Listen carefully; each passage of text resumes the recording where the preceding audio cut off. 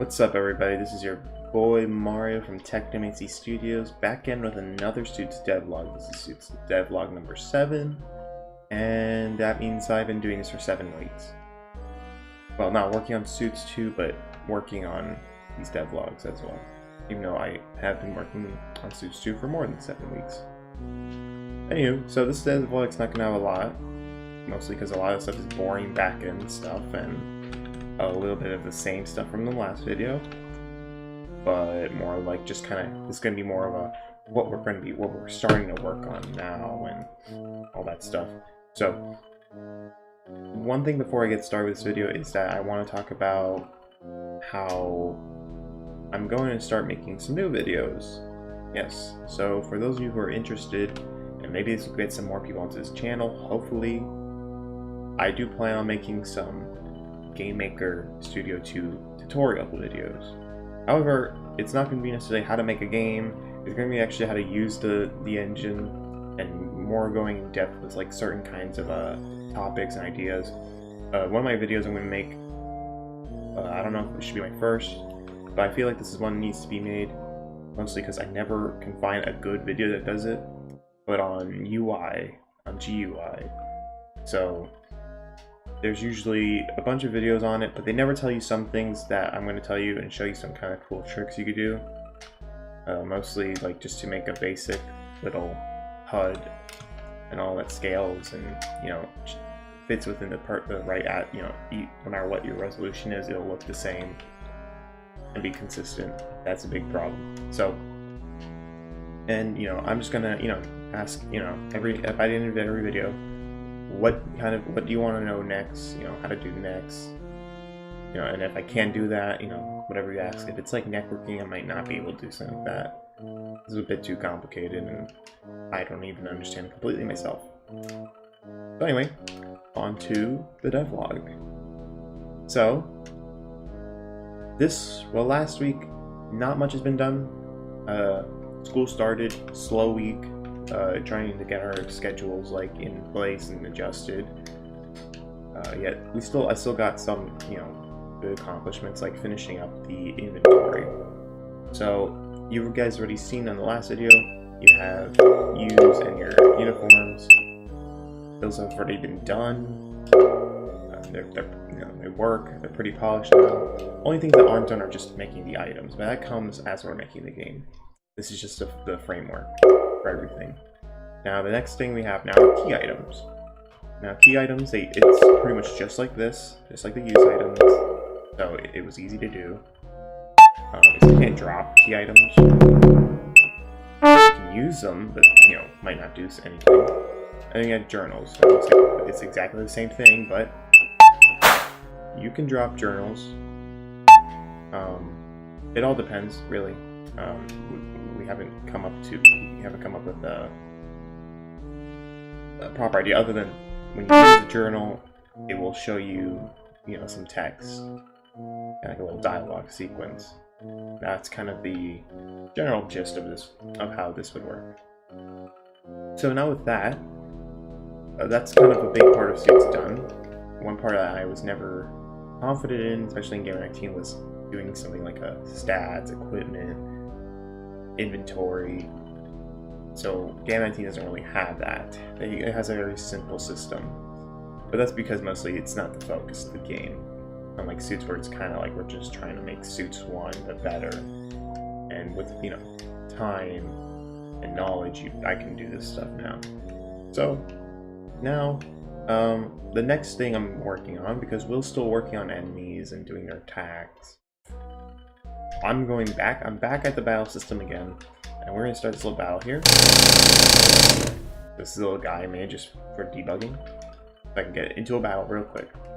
So we all know you can do the attack, and then you can do skills, and use wasn't working, but now you can use stuff. So anything you select, so like test item, for example, boom, let's use that. It's not going to do anything, but it'll say I used it. And it uses the same, you know, I wanted to make this super easy on myself, so it uses the same database that I made for the items, which I will switch over to demonstrate. So, you know, I made a script, and this is a script that holds all the items in the game, called item get data, and this is pretty much just a very simple script that takes the ID and the data type. So, for example, the ID for sandwich would be 0, and the data type returns all kinds of information. So data type number 3 returns a function, which means I can do stuff like heal myself, I can remove from the stack, you know, all that stuff. I can get back the name. There's 2 name sections. One is just the name for, you know, with the count, the stack count, and the other one's just the name by itself. Mostly because there are all used items are going to be stackable, and you know, depends on what we do in the end. So that's just kind of there. And they also have sprites, so when you drop it, you will see how the sprite looks like. And we could keep adding to this too if we want. You know, as the game progresses, and you're like, well, we might need to do this, we might need to add that, we might need to make a deviation from this. And this is how all the items work. So this is like item for use items only. This is like key items. It's like the same thing. It's just the same code. I haven't changed anything other than the name of the thing. And yeah, so that is the item database. So let's use a sandwich instead. It's not going to heal or anything. It's just going to remove the stack, so you know there's 2.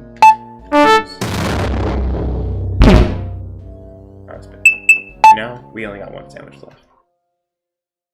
Now with this one, oh, yeah, there's still some, yeah, it just crashed right now, or it should be an error, but this is just some little thing, because I literally just copied the menu, as you can see, from the Mace game, from just a normal game, and just duplicated it, called it a different name, and changed some code. So you can clearly see that I don't ever check this stuff well.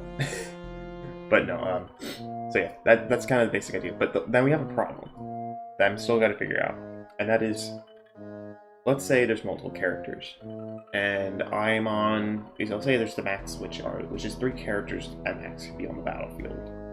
So let's say you know, first one, CEO. All right, I choose like him to eat a sandwich, but then I go to Jerome. I'm like, wait a minute, I don't want to do that. Let me just back up, and it will consume, or it wouldn't have consumed the sandwich until it's his turn.